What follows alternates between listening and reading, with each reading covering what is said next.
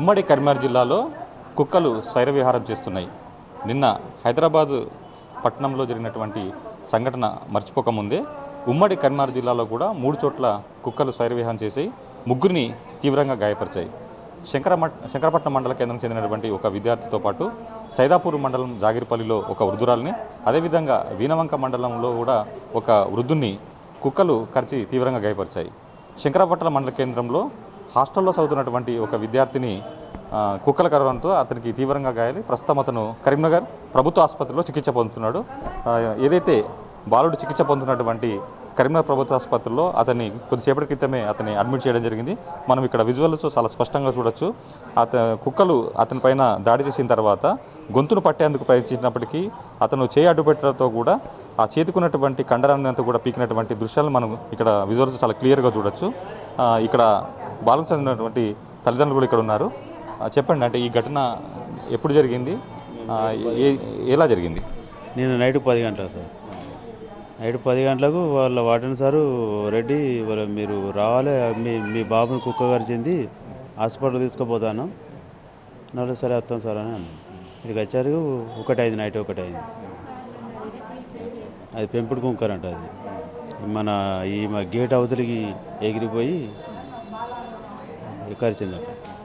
మీ బాబు పేరు ఏంటి? అంటే నిన్న ఎక్కడ హాస్టల్ లోపల జరిగిందా ఈ సంఘటన, లేకపోతే బయట జరిగిందా? పెంపుడు కుక్క అంటున్నారు కదా, హాస్టల్ లోపలికి ఎందుకు వచ్చింది కుక్క? హాస్టల్ లోపలికి అయితే ఫస్ట్ వచ్చిందట. ఫస్ట్ అయితే ఎల్లగొట్టిన మళ్ళీ దాని కిందికి వెళ్ళి పోయి మొత్తం అడిగానే చెలాయించిన తప్పలే. అంతా అది చేసినా కానీ మళ్ళా ఏది మన ఈ చేతికాడ బాగా అది చేసింది. లేకపోతే ఏది మన ఈ గొంతు అదే చనిపో గొంతు. అంటే మీకు కుక్క కరిచిన సంఘటన తెలియని తర్వాత వెంబటి అక్కడికి వెళ్ళడం జరిగింది. ఆ తర్వాత ప్రథమ చికిత్స అక్కడ చేయించడం జరిగిందా? అక్కడ ఏమన్నా చికిత్స జరిగింది? అక్కడ ఏం లేదు. అక్కడ మనమా చూడలే. ఏది మన వార్డెన్ సార్ చెప్తే మనకు వేరు. సందీప్, ఏదైతే కుక్కల దాడిలో గాయపడినటువంటి సందీప్ రెడ్డి తల్లి కూడా ఇక్కడ ఉన్నారు. అమ్మ, మీరు చెప్పండి, అంటే మీరు అంటున్నారు కదా 4 తోటి విద్యార్థులు ఉన్నారు కదా, ఉన్నప్పటికీ కూడా అతని ఇంత దారుణంగా ఎలా దాడి చేశాయి? ఈయనను కొట్టిన తర్వాత 4 రాళ్లతోని సలాకలతో కొట్టిన వాళ్ళనే పక్కకు మరిగిందట. పక్క దారి పొంటి వెళ్ళిపోయింది. లేకపోతే నేను అటాచ్ చేసి అంటే అక్కడ అందుబాటులో హాస్టల్కి సంబంధించినటువంటి వార్డెన్స్ కానీ లేకపోతే అక్కడ ఉపాధ్యాయులు కానీ అందుబాటులో లేరా?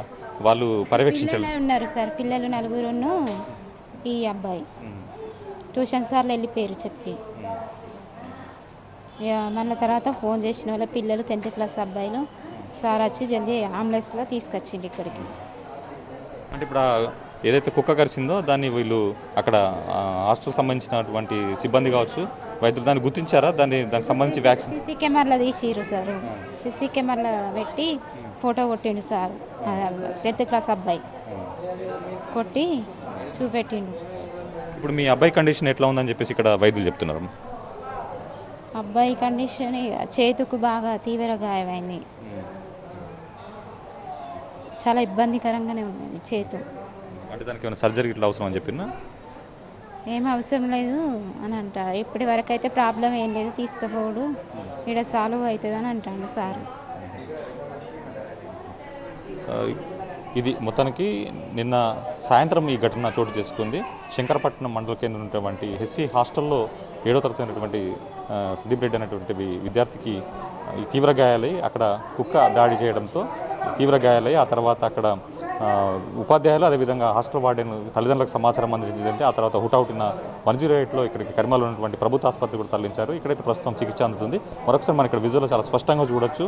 ఇక్కడ కుడి చేయి ఉన్నటువంటి చెయ్యి మణికట్టు వద్ద కూడా మొత్తం మాంసం కూడా కుక్కలు పీక్క తిన్నటువంటి దృశ్యాన్ని మనం చూడొచ్చు. ఆ తర్వాత ముఖం పైన కూడా చెంపలపైన కూడా తీవ్ర గాయాలై అక్కడ కుక్క ఘాట్లను కూడా మనం చూడొచ్చు. ఆ తర్వాత ఎడమ చెయ్యి వద్ద కూడా అదేవిధంగా కాళ్ళకు కూడా తీవ్ర గాయాలని చెప్పి అక్కడ గోళ్ళతో రక్కడంతో పాటు ఇక్కడ ఏదైతే మోచేయి అదేవిధంగా ముఖం పైన కూడా ఇక్కడ పీక్కొందినటువంటి దృశ్యాలు మనం ఇక్కడ చూడొచ్చు, చాలా స్పష్టంగా చూడొచ్చు. మొత్తంగా ఇక్కడ ఈ విద్యార్థిని కూడా తీవ్రంగా గాయపడ్డట్లు మనకు తెలుస్తుంది.